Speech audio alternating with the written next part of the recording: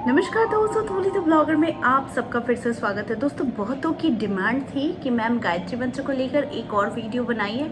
मैं एक और क्यों, मैं 100 वीडियो बना सकती हूँ इसके बेनिफिट्स को लेकर, ठीक है, कि इसके जपने से कितने सारे फायदे हो सकते हैं। लेकिन हमेशा की तरह आगे बढ़ने से पहले चैनल को सब्सक्राइब कीजिए, बेल बटन को दबाइए। वीडियोस अच्छी लगती है तो लाइक शेयर कमेंट करना बिल्कुल भी मत भूलिए। दोस्तों, आपको गायत्री मंत्र का अगर अधिक लाभ चाहिए ना, तो एक चीज़ मैं आप लोगों को बता देती हूँ कि उसको ध्यान में रखिए कि इसकी साधना की विधि होती है। और वो साधना की विधि जैसा कि हम लोगों को स्कूल के टाइम पे सिखाया गया था और साथ में बहुत सारी चीज़ें बताई गई थी। लेकिन सच मानिए, अगर उन विधियों को मैंने आज तक फॉलो किया है तो मैंने सिर्फ और सिर्फ बहुत सारी चीज़ों में सक्सेस ही देखा है। लेकिन कुछ चीज़ें होती हैं कि जो हम लोग अनजाने बस नहीं कर पाते हैं, नहीं करते हैं। लाइक आज कर लिया तो कल नहीं किया, अभी कर लिया तो फिर बाद में नहीं करना है, फिर 7 दिन कर लिया तो फिर उसके बाद तो फिर छोड़ ही देना है। तो इस तरह की गलतियां हम लोग मंत्रों के साथ करते हैं। तो सबसे पहली चीज़ मैं आप लोगों को बता देती हूँ कि मंत्रों के साथ ना खेल या फिर छेड़छाड़ मत किया कीजिए, क्योंकि ये मंत्र जो है इसमें बीज मंत्र छुपे हुए होते हैं। मंत्र में भगवान का नाम छुपा हुआ होता है। या तो आप बीज मंत्रों का जाप कर लो या फिर आप नाम जाप कर लो। लेकिन कोई भी जाप करो तो फिर उसको श्रद्धा के साथ करो। थोड़े दिन किया और इस लालच में किया कि मेरा काम पूरा होगा तो फिर मैं छोड़ दूंगी, तो देखो यहाँ पर ना स्वार्थ छुपा रहता है। एक आदमी का स्वार्थ जब छुपा हुआ रहता है ना, तो वो, हम तो इंसान हैं, हम तो भाप लेते हैं, वो परमात्मा है, वो कितनी जल्दी भापता है। तो इसलिए अपनी विश के लिए आप ज़रूर मंत्रों का जाप कीजिए, अपनी इच्छा के लिए आप मंत्रों का जाप ज़रूर कीजिए, लेकिन इसे निस्वार्थ भावना से भी कीजिए कि मुझे मेरे विश को फुलफिल हो जाने के बाद भी मुझे मंत्रों का जाप करना है। भले मेरे पास टाइम रहे ना रहे, लेकिन टाइम निकालना है। भले आप 108 नहीं कर पाओ, कोई बात नहीं, 11 बार तो करो, 21 बार तो करो, 51 बार तो करो। और अगर टाइम है, टाइम निकाल रहे हो तो ये बहुत बड़ी बात है, फिर 108 बार भी कर लो, ठीक है। तो हर किसी चीज़ की ना एक मतलब उसको श्रद्धा देनी होती है, किसी भी चीज़ को, ठीक है, तो ही जाकर सारी चीज़ें आपकी फुलफिल होती है। और मैं तो हुई आप लोगों को रास्ता दिखाने के लिए, ठीक है। तो देखिए, साधना विधि में खास करके क्या होती है कि विधान होता है, मन वचन कर्म होते हैं। कार्य में अगर सफलता नहीं मिल रही है तो उसको कैसे सिद्ध कर सकते हैं, उसको कैसे हम लोग कर सकते हैं। और बहुत सारी चीज़ें हैं कि जैसे देखिए, बहुत सारी प्रॉब्लम्स में पड़ते हैं तभी लोग इन सारी चीज़ों को करते हैं। लाइक मंत्रों का जाप, भगवान के पास जाना, या फिर उपाय को ढूंढना, है ना। तो फिर अगर इन सारी चीज़ों में से बहुत सारी प्रॉब्लम्स आ रही है, लाइक आमदनी में कमी हो रही है और बहुत सारी समस्याएं हैं, लव लाइफ दूर चला गया है, नहीं आ रहा है, तो व्यय अधिक हो रहा है लेकिन आय कम हो रहा है, और किसी भी क्षेत्र में हमें मन चाहा कोई रिजल्ट नहीं मिल रहा है, शादी नहीं हो रही है, अगर शादी होती भी है तो वो सक्सेसफुल नहीं हो रही है।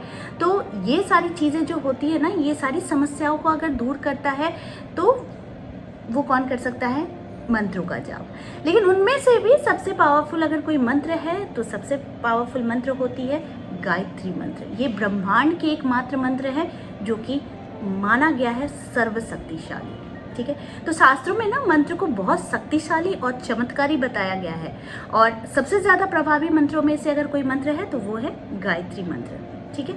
तो इसके जप से बहुत जल्दी शुभ फल मिलता है। गायत्री मंत्र का जप का समय क्या है मैं आप लोगों को बताती हूँ, ध्यान से देखिए इस वीडियो को, ताकि कोई प्रॉब्लम ना रहे, आप लोगों को समस्या ना रहे समझने में। इसलिए बहुत ध्यान से वीडियो को देखिए और अपने जीवन में इसको लाइए, इसको यूज़ कीजिए, और उसके बाद इसका फल देखिए।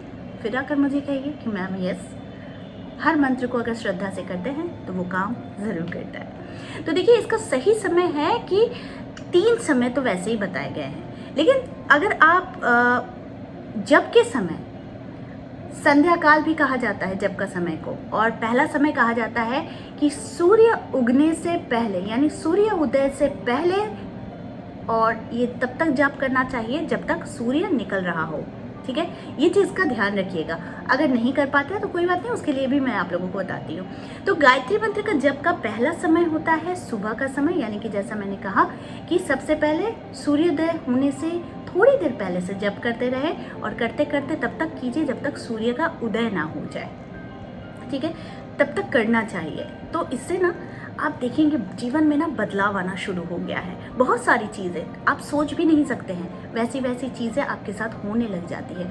तो आपको ये बात का ध्यान रखना है कि सुबह उठने के साथ ही अगर हो सके तो आप टाइम को मेंटेन कीजिए। मैंने बहुत सारे वीडियोस बनाए हैं ब्रह्म मुहूर्त को लेकर, वो भी आप देखिए, उसको भी ध्यान से देखिए।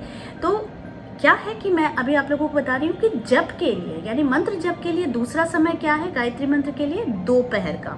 तो दोपहर में भी इस मंत्र का जाप आप कर सकते हैं, ठीक है। तो इस बात का ध्यान रखिए, मैंने 2 टाइम का बताया, एक बताया सुबह का और एक बताया दोपहर का। इसके बाद तीसरा समय जो है वो है शाम को, यानी कि सूर्यास्त के कुछ देर पहले, और सूर्यास्त से पहले मंत्र जाप शुरू करके सूर्यास्त के कुछ देर के बाद तक गायत्री मंत्र का जाप करना चाहिए, ठीक है। अगर संध्या काल में के अतिरिक्त गायत्री मंत्र का जप करना हो तो मौन रहकर कीजिए, और संध्या काल का जब टाइम चला जाता है ना उसके बाद अगर आप जाप कर रहे हैं तो मौन करके कीजिए। कम से कम उच्चारण जो है वो तेज ना हो, या फिर कह लीजिए कि वो आवाज़ नहीं आनी चाहिए कि लोग सुने आपके उच्चारण को। इस बात का ध्यान रखिएगा। अदरवाइज अगर तीनों टाइम को फॉलो करते हैं, अच्छे से फॉलो करते हैं, तो आप धीरे धीरे कोई भी मंत्र करते हैं ना बहुत ज़ोर ज़ोर से चिल्ला चिल्ला कर मत किया कीजिए, क्योंकि इसमें क्या होती है, मैं सिर्फ गायत्री मंत्र की बात नहीं कर रही हूँ, आप दूसरे भी मंत्र करते हैं, क्लीम का मंत्र करते हैं, फिर कामदेव जी का मंत्र करते हैं, और बहुत सारे गणेश मंत्र करते हैं, शिव मंत्र करते हैं, तो जिसमें बीज मंत्र छुपा हुआ होता है। बीज मंत्रों को ना कभी भी मतलब उच्चारण करके तो नहीं करना चाहिए, और अगर उच्चारण करके कर भी रहे हैं ना तो वो बहुत ही धीमी होनी चाहिए कि कम से कम अगल बगल वाले लोग ना सुने। हाँ, अब अगर आपको बच्चे से जाप करवाना है तो आप बच्चे को पास में लेकर बैठ सकते हैं और तब जाप कर सकते हैं, कम से कम बच्चा सुने। लेकिन ऐसा इतना ज़ोर से नहीं करना चाहिए, किसी भी मंत्रों का जाप कम से कम सिर्फ थोड़े से शब्दों में करना चाहिए, ठीक है। तो गायत्री मंत्र क्या है, सबसे पहले मैं बता देती हूँ कि मंत्र क्या है। तो ओम भूर्भुवः स्वः तत्सवितुर्वरेण्यं भर्गो देवस्य धीमहि धियो यो नः प्रचोदयात्। ओम भूर्भुवः स्वः तत्सवितुर्वरेण्यं भर्गो देवस्य धीमहि धियो यो नः प्रचोदयात्। तो गायत्री मंत्र का अर्थ सबसे पहले जान लेते हैं कि क्यों इसको हम लोग जाप करते हैं। तो देखिए, कहा जाता है कि सृष्टिकर्ता प्रकाशमान परमात्मा कि तेज का हम ध्यान कर रहे हैं, उनकी रोशनी का हम ध्यान कर रहे हैं, उनके तेजस्व का हम ध्यान कर रहे हैं, और परमात्मा का वह तेज हमारी बुद्धि को सद्मार्ग या फिर सतमार्ग की ओर चलने के लिए प्रेरित करे, ठीक है। ये होता है मंत्र का उद्देश्य, जो कि हमारे लिए इम्पॉर्टेंट हो जाता है कि किसी भी मंत्रों का जाप अगर हम लोग कर रहे हैं तो उसके बारे में जानना और क्यों कर रहे हैं। तो जितनी शक्ति इन मंत्रों में होती है उतनी ही शक्ति हमारे जीवन में भी इसको देखने को मिलती है, ठीक है। तो इसकी जप की माला की ना विधि क्या है, तो इसकी विधि है कि इस मंत्र के जप करने के लिए आप रुद्राक्ष की माला का प्रयोग करते हैं तो सर्वश्रेष्ठ होता है। साथ में अगर तुलसी की माला का भी करते हैं तो भी सर्वश्रेष्ठ होता है, ठीक है। तो ये 2 मंत्र जो माला है ना, ये 2 माला बहुत इंपॉर्टेंट होते हैं। तो इनमें से कोई एक को आप ले लीजिए, चलेगा। अदरवाइज आप फिंगर काउंटिंग कर सकते हैं, लेकिन याद रखिए 108 नहीं कर पा रहे हैं, कोई बात नहीं, 11 बार कीजिए, 21 बार कीजिए, 51 बार कीजिए, लेकिन मंत्र को कभी अधूरा ना छोड़िए, ठीक है। तो कोई भी चीज़ कर रहे हैं ना तो संकल्प के साथ कीजिए कि मैं आपसे 11 बार का चैंटिंग करूँगी, मैं आपसे 21 बार का चैंटिंग करूँगी, मैं आपसे 108 का चैंटिंग करूँगी। तो कोई चीज़ क्या होता है कि एक प्रॉमिस की तरह होती है, तो इसको निभाया कीजिए, ठीक है। हम लोग भी उम्मीद करते हैं ना, आशा करते हैं ना कि कोई भी चीज़ हो तो हम लोग अच्छी तरीके से मतलब उसको निभाए, तो ठीक उसी तरीके से। तो इसको कहाँ करना है, घर के मंदिर में कीजिए या फिर किसी ऐसे पवित्र स्थान पर कीजिए जहाँ पर आप ध्यान मग्न होकर आप अच्छे से मंत्र का जाप कर सकते हैं, जहाँ आपको कोई भी डिस्टर्ब करने वाला ना हो या फिर किसी भी तरह की डिस्टर्बेंस ना क्रिएट हो। तो इस बात का ध्यान रखिए, ठीक है। तो अब मैं बताती हूँ आप लोगों को कि गायत्री मंत्र के जप करने के क्या फ़ायदे होते हैं। देखिए, इसके फ़ायदे बहुत मज़ेदार होते हैं और इसको मतलब आप करेंगे ना, आप स्टार्ट करेंगे ना तो आपको दिखेंगे। तो सबसे पहले चीज़ है ये स्टूडेंट्स को भी करना चाहिए, खास करके स्टूडेंट्स को बिल्कुल करना चाहिए। मैं बार बार कहती हूँ, ये स्कूलों में भी सिखाया जाता है कि गायत्री मंत्र की चैंटिंग से क्या होता है, मतलब एकाग्रता बढ़ती है, बच्चे में एक तेज स्वरूप, तेजस्विनी एक भाव आता है जो कि बहुत ज़रूरी होता है, और कॉन्सेंट्रेशन जो है, जो कि एकाग्रता है, वो बहुत ज़्यादा बढ़ती है, और साथ में बुद्धि जो है ना वो तीक्ष्ण बनती है। तो इसलिए स्टूडेंट्स को भी करना चाहिए। अब चलिए मैं सबको, आप लोगों को बता देती हूँ कि इसको जाप करने से क्या क्या फ़ायदे होते हैं। तो इसका सबसे पहला फ़ायदा होता है कि आपको काफ़ी एनर्जी मिलती है और एक पॉजिटिव मतलब सोच का संचार होता है।